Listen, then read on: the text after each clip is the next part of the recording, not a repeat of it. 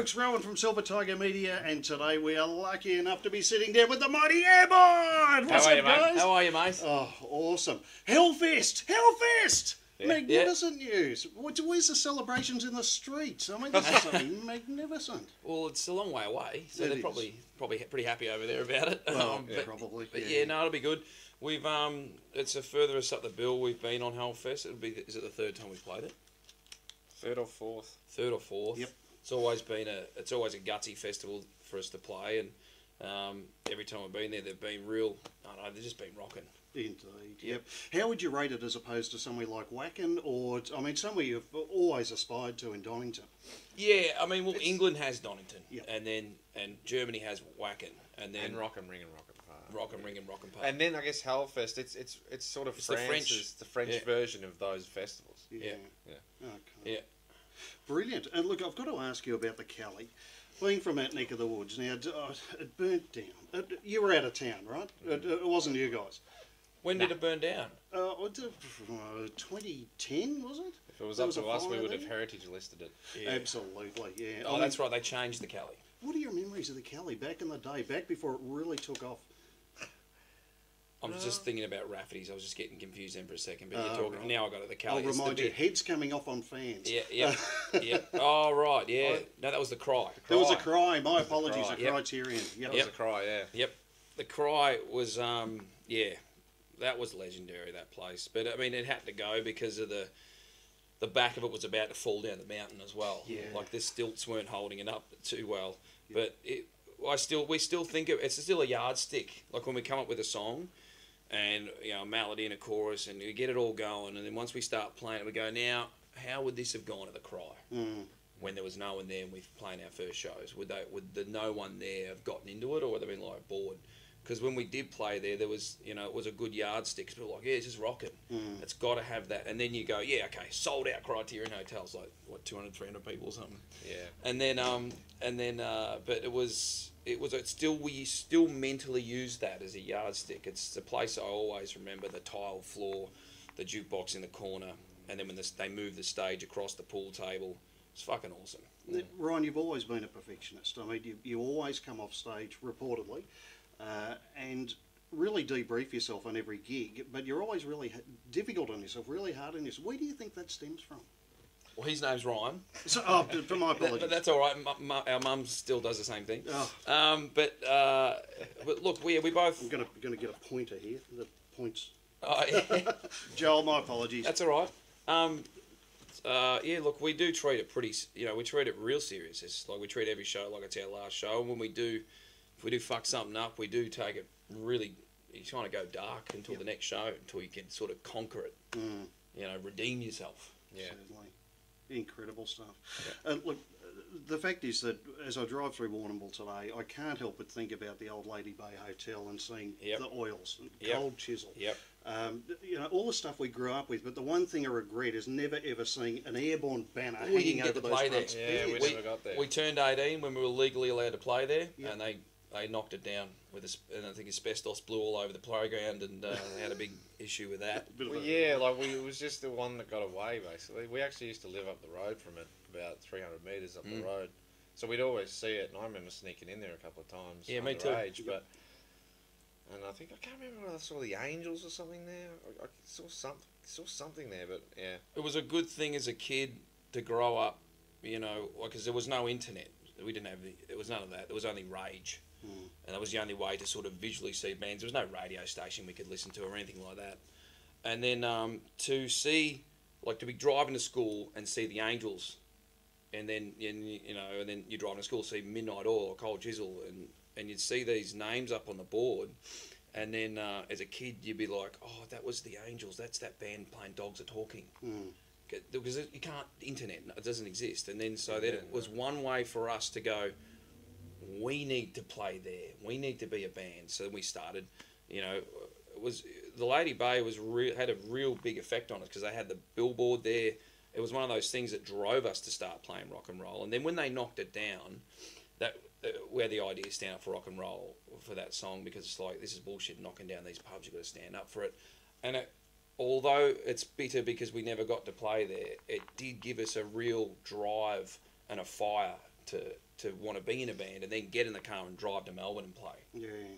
Now we've got venues like the Lighthouse Theatre, and we've got the Whalers. Jared over at the Loft is doing his best. But do you think that you would be in this position now if the Lady Bay wasn't there? If it wasn't that beacon of hope you could go past every day? Look, I don't know. It taught us, because we didn't have any bigger brothers or anyone really to tell us what it means to be in a band and how to do it. And it was to know that a band like the Angels was playing 300 metres down the road on a regular basis. It was just kind of gave us that thing. And then we would go to school, and that wasn't the bands people were listening to in school. That wasn't what was on, what was on the cool thing to listen to. Around the 90s there. Yeah, we didn't do the 90s cool bands. We went and listened to Motorhead, Metallica, AC/DC, and the Angels and Billy Thorpe, and we were the only kids going to school listening to those bands. But to know that they would play in the big place down the road gave us a real sort of like, this is what you can do. You don't need to listen to the teachers as much. You need to go and play your guitar. You need to learn how to rock. That's what we did. But without that there, we wouldn't have known, that's where bands play. Yeah. Just simple things like that as a kid. Yep. But when we got older, we would have figured it out. But I don't know. I think having the Lady Bay was pretty. I don't know. It was like without that, we might not be here. Yeah, if we broaden that concept just a little bit, I mean, how much have we fucked Australia? I mean, the fact is that we've got bands like Massive, Tequila Mockingbird, where you've got King Parrot, all disappearing overseas because they've got to. What have we done to this country? Well, I think it is when venues keep getting knocked down. You're just going to kill. I mean, it's attempting to kill that sound. So, I mean, it's hard for us. We managed to get through when a lot of them were still around. The Cry, and then when we finally came up to Melbourne and did the SB, and that's gone. We did. We played Duke used to of play Windsor. the Duke of Windsor a lot. That's gone. Greyhound. Was we the played Grand about? once, that's Was the gone. Grand Hotel about in Warrnambool when you were coming through, or had that already gone? That had already just gone. Right. Yeah. Yeah. The Grand Hotel, yeah. Yeah. So that's where the jeweler shop's on the corner. Yeah. Yeah. No, yeah. I'd seen bands there before, but we hadn't. I don't think we were playing at that point. But Yeah. there was a Snuck in legend. again, obviously. There was a legendary joint, the Tats. Yep. And they had the Skyhooks, Rose Tattoo, like everyone. I think AC/DC even played there. Yeah. And that was turned into a McDonald's. So, I mean, what's happened is decisions are being made in Australia, like real estate decisions by people that don't really, like we've got the Palace here in Melbourne. Yep. That was the old Metro. That was sold, and I think it's apartments now to. I don't know if it's overseas buyers or whoever it's been sold to, but where it's gone is not anyone to do with music. The thing is, Developers, to a common person, they may think that that doesn't really affect them. They'll be like, "Oh, well, I'll see a band somewhere else." Yeah. That direct thing is the reason why we don't have a festival here in Australia. Yeah, Because that's where the side shows because they've knocked down these places. There's been no rock and roll university, if you want to call it, for people to graduate to be able to deliver enough entertainment at a festival and sell tickets. So it's a direct effect. Knocking those places down means now we don't have a festival, which means Australia's now pretty uncool in the international way because everyone else does. Overseas, they're like when we do an interview overseas, they'll be like, "What happened in Australia? Yeah, We had what's Soundwave and Big Day Out," and we just go, "It's there's no one in the government that supports it. It's just like you've got for a band to grow, you start out playing live and in small places like the Pony, which holds 80 people, and then you get to the next one. If you can sell out a Cherry Bar, then everyone's going to hear about it because that place is the home of rock and roll in Melbourne. There's nowhere else. That's where rock and roll lives in Melbourne. If you can sell out Cherry Bar, give a rockin' set, get the buzz going, now it's time to step up to the next venue. And okay, so you do the Corner Hotel, and then because that's the next place that you would go to if you want to go to the next level. Like with the Palace, it's gone. There's nothing between that and like Rod Laver. You can do the Palais, but it's like, or the Forum, but the Forum's been shut. But that's where you can kind of do it. But that's a big step from the Corner Hotel. Absolutely. You know, so from 900 to 3,000 people, you need the middle one, which was the Palace, and that's where a stepping stone is for bands. Yeah. So unless someone in Australia just turns around and goes, you know what, we give enough money to sport. Yep. Let's go put money back into music. Australia's greatest export, one of greatest exports, is In Excess, AC/DC, Midnight Oil to the world. That's all rock and roll. If I just narrow down on only Oz rock and roll, there's nowhere else in the world that can do it like the Australians do it. No one attacks a guitar like an Australian. Yep. So Rose Tattoo, let's take this for example. We've seen them live here in Melbourne at the ESPY. It was sold out Gershwin Room, about 300 people, 400 people. And then same year we see them overseas, and it was 5,000 Germans all singing every single word of the set, and that made us real proud to be Australian. But you sort of have that thought in your head and you go, why isn't there 5,000 Aussies at home all singing this? Yep. And then there's that kind of thing. So we need to back it because it's something that Australians do really well. It is. I share your sentiment there as I look at, even at your own website, and look at the statistics for the new album. I mean, the fact is we've got number 3 in Austria, number 3 in Germany. Yeah. It's number 8 in the US and number 9 in the UK. Australia, it's number 13. What are we doing? Is it really impacting on international bands that much? Now that you are an international act, I mean, we're still very proud of you, but you're out there doing it because you've got to. Well, yeah, I mean, it's kind of like, that's the way you got to do it. We started though like that. We used to drive to obviously Melbourne from Warrnambool, 3 hours. Yep. We're used to being on the road, so it's you get used to it. But you sort of think, Australia, you're missing out. We've got these festivals over here in France, like Hellfest, where you started with 80,000 people, and they're all rocking. Look at the bill, and we constantly see it. You know, people in Australia saying, "Oh, I wish we could have a festival like this." Well, you can if you just support it. Yeah. Absolutely. And I remember starting the interviews for the 2016 Soundwave until before the news came through. Yep. And devastation. I mean, you'd speak to artists afterwards who would, we just did that interview and it's all gone and we're not doing it. And it's incredible. So as you say, we've got to get out there. Support! And that's not just because we're going to talk about Spine Farm Records now. Would you mind bringing in an album for us to talk about this magnificent piece of work? In none other than Picture Disc. Picture Disc, yep. Absolutely brilliant stuff. I have to ask you from the outset, going through all of the albums up until this one, how much, with the Motorhead shirts on, how much is the great man, Phil Campbell, Mickey D, how much have they influenced you over the years? Well, you know, there's a song on this record, it's the last song, it's All for Rock and Roll, which we wrote about Lemmy. And, you know, he drove the truck and Running Wild. Yeah. We were an unknown band at that point, and he just was such a great guy. He just heard the music and went, yeah, no worries, I'll do it. And we were like, wow, this is a long shot, you know, just to even ask him to do it. And he just said yes for 2 bottles of Jack, 2 packets of salt and vinegar chips, and some Coca-Cola to go with.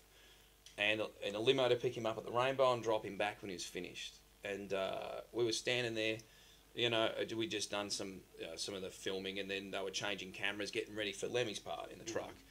And he sees us out, you know, standing there, the 4 of us, and the window comes down, and he says, "Hey boys, g'day." Well, he says, "G'day." He said, "Hello, I'm Lemmy," and we said, "Oh, look, we know, you know, g'day, thank you very much for doing this." And he said, "There's point standing out there.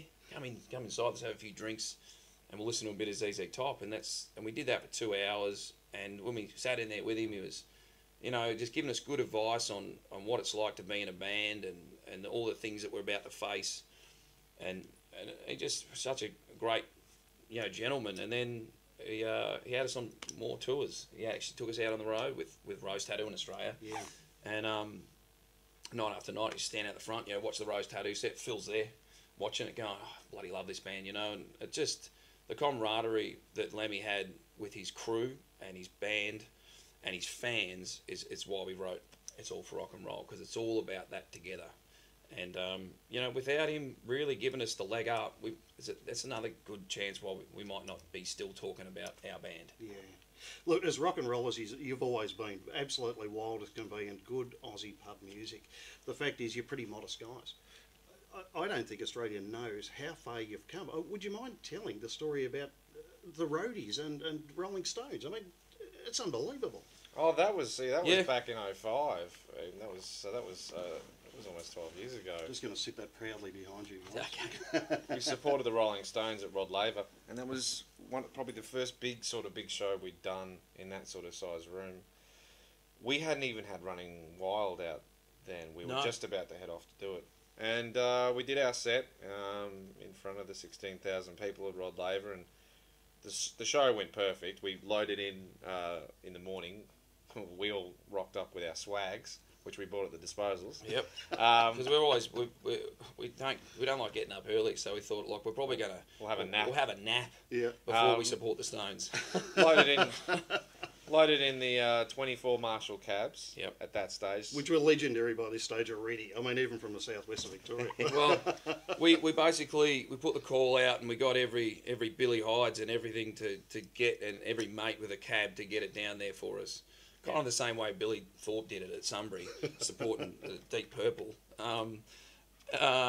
And then so we got them all in, and then the crew there, all the lows, and they go, like, bloody hell, guys, like, you're the support act. The only other band we've ever loaded this many Marshalls for was AC/DC and the Stiff Upper Lip Tour.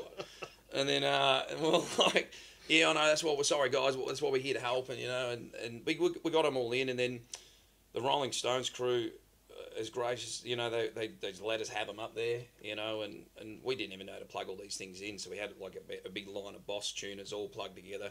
And the hum was unbelievable. And then they said, look, guys, you got a lot of gear.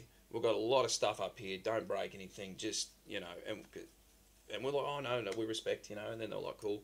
We did the set. We came off, and the attitude had changed. They were all standing out the back clapping, saying, oh, you guys can, you know, do whatever you want. You know, you're the best band to support the Stones in 15 years. Well done, lads. And the guitar tech who sort of said beforehand, don't, you know, go near these. They're all Keith's guitars. He took me over and said, you play one of Keith's guitars now. So he put it around my neck.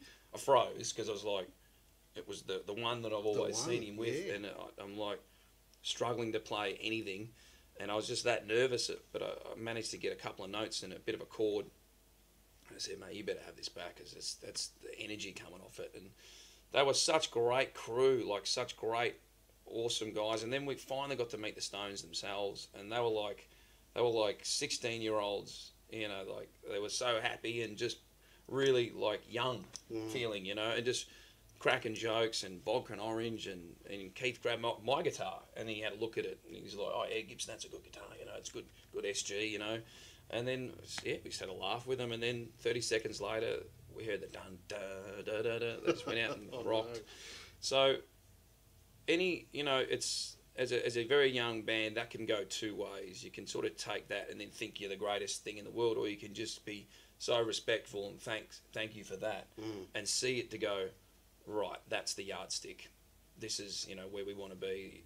You know, remember everything we've learned today, and then never forget it. I still pinch myself. Yeah, you know, it's one of those moments. I get the concept because I'm sitting here trying not to go all fanboy, so we're on the same page here.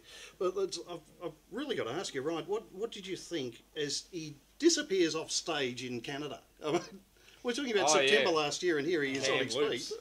Well, yeah, that was interesting. I mean, I actually managed to see what happened from where I was when he done his ankle. It's sort of, yeah, a bit of a jolt. Luckily, we were finishing the set at the time, so it was literally at the last moment. But you could feel the love. I mean, you guys just kept playing. Yeah. Well, the show's you got to finish the show. Well, that's it. Yeah, but it was excruciating. It was went off the front of the stage. I thought there was a sub there that I was stepping onto. There wasn't. I went down in between it. The crowd came on top of me, and I just felt my ankle. I heard the crack and all just the tearing, and then I just couldn't get out. You know, and I finally got pulled out of there. Got on one leg, leant on Adam, my guitar tech, and he just held me up. Yeah. And then we finished Running Wild, and then it was off like a footy player, you know, with the arms around him and Andre's neck, and then we got on the bus, and then it was then to the emergency room sort of thing, and then when we got there there was no rush for them. They were like, yep, take a seat out there, and then it was like, oh, I got it. Go, I don't care. And so it was like that kind of thing. But then once we got in and we paid the insurance thing and all that sort of stuff, it was x-rays, and I'll just cut this short. I got out there about 4 in the morning, and I seen the x-ray. I'd torn, what are they, ligaments or something, torn them, snapped them. Did some ribs as well, as I understand. Ribs as well. And then tore bone off my foot. Oh. And then, so the next day they were like, all right, you're going to have to take a month off. And I said, I'm on stage the next day. I don't think it's going to happen. They said, all right, well, don't take painkillers because it needs to heal. Yeah. And they said, if you take anti-inflammatories and all that sort of stuff, you're only going to get in the way of that. So it was like, all right, I guess we're not having that then. But Ryan did have some Panadeine Forte, so I took them. Because I broke my ankle during making the record. Yeah. Oh, right. Yep. It's so a great thing to do. I knew ankle injuries like the back of my hand. Incredible. Yeah. So we got through the tour and it was all good in the end. But really, I mean, it does spell it out perfectly with this disc. I mean, there you've got the, okay, that's a drawing. But that, I mean, that's the attitude. The can on the head and still keeping going with it. Now, one thing I did notice with the album, of course, too, is that there's no ballad. No ballad. Where's the ballad? Well, it's like that with all it. Oh, sorry, no, there it is. Yeah, do me like you do yourself. Yes, sorry, I was mistaken there. Yeah. Is that as close as we get to a ballad? Oh, probably. Yeah, I mean, it's a love story. It's like asking us to do a ballad is like asking a bricklayer to be a dental surgeon. Yep. It's just not in the skill set. Indeed. Yeah. Oh, fantastic stuff. So, back home again, playing killer shows as good as ever. How does it feel for you guys to be back at home, looking out at the audiences, knowing what you know now, particularly that overseas is so much bigger, but still people come out? How's it That's great. Well, we just played Summer Nats, and one thing we said when we walked off stage, we said, well, that was just like Europe. No, maybe there's been a shift. You know, there was definitely a lot of reception at the last 3 shows we've done, all sold out. So tomorrow night Melbourne will be sold out again, and hopefully, sure it's going to be just as exciting. Yeah, absolutely, it's bloody great. Now you've played massive festivals and huge shows. I can't even comprehend. I mean, Soundwave is one thing, but where you guys have been and where you're still headed relentlessly, taking on the world. Iron Maiden, Rolling Stones, the mighty Motorhead, Motley Crue. Is there one show where either of you have sat back and gone, fuck, we actually did it, we're here? Supporting Maiden was for me. Yeah, in England, all through England, we supported Maiden. Funny, I fell off that stage and fucked up my back, but they thought that was part of the show. But no, it was pretty tough to go over there, and in a good way. I mean, like staunch, to get out there with Iron Maiden, who have a real tough crowd, and for us to go over well and warm them up. They were saying, people have seen that before. Said, a lot of bands have a real hard time. Like the Maiden fans will even turn their back. Mm. And for you guys to get them rocking, and that gave us a real good feeling. But yeah, I mean, there's a lot of times. Every time you do a festival and there's 80,000 people out there, all clapping their hands, singing the words. That's when you go, fuck, this is good. Yeah, absolutely. Yep. I mean, from backyard Warrnambool through to Melbourne, yep. I bet the neighbours are kicking themselves now they didn't put some bloody recording devices on when you were next to it. No, I'm pretty sure they're happy we're gone. Yeah. Oh, fair enough too. Well, at least you burnt down the house. We won't go there, will we? Yeah. Brilliant stuff. All terribly rock and roll, which is fantastic. Now, I think you're right. What do you say, Ryan? I think there is a shift. I mean, albums like this, when people hear them, they're going to hear that good Aussie pub rock that can't be found anywhere else in the world. What do you think actually makes a good Aussie rock song? It's just got to be 3 or 4 chords. You got to have a good beat, good boogie to it, and it's got to be a good time rock and roll song. And when you hear it the first time and you had a few drinks, you need to be able to sing the chorus second time around. It's just got to be simple. It's good time. Meat and potatoes, rock and roll. And if you can tip a bit of gravy on, then you've nailed it. Brilliant. Now, as a mark of success, being able to be too pissed to sing and the crowd take over, is that when you've really made it? Well, pretty much. Yeah. I mean, if they can, when they're singing the words back, then you've got them. Especially in a different speaking English, in a non-speak English speaking country, and they're singing the words back, you've done your job right. Indeed. Who is the rival? I've got to ask you. The rival? Rival. In rivalry. Well, is there one central, or is it a group of things? I mean, it's more like it's once again with the Aussie rock thing. It's Holden versus Forwards. Australia, AFL. We grow up with a lot of sports and rivalry, and everyone's always got their teams and their sides, and I guess it's all part and parcel of the Aussie rock rivalry. Yeah, indeed. Yep. Oh, absolutely fantastic. And of course, we can't wait to see you tomorrow night. Last show, then it's back off to Germany as the next book show. Yep. But looking forward to that. Yeah. Yep. No, it'll be good. It'll be good to finally knock off this one tomorrow night, and then we have a month or two off, and then we're back out again. Indeed. Well, Joel. Ryan. Cheers. Thank you very much No for your worries. time, gentlemen. Absolutely brilliant to catch up with you. And look, Australia have just got to get on board Airbourne's album through Spine Farm. And we can all say it together. Spine Farm? Come on, guys. Spine Farm. Thanks very much, gentlemen. Thanks, Take mate. care. We'll catch up with you No soon. worries. Cheers. No worries. Thank you. Cheers.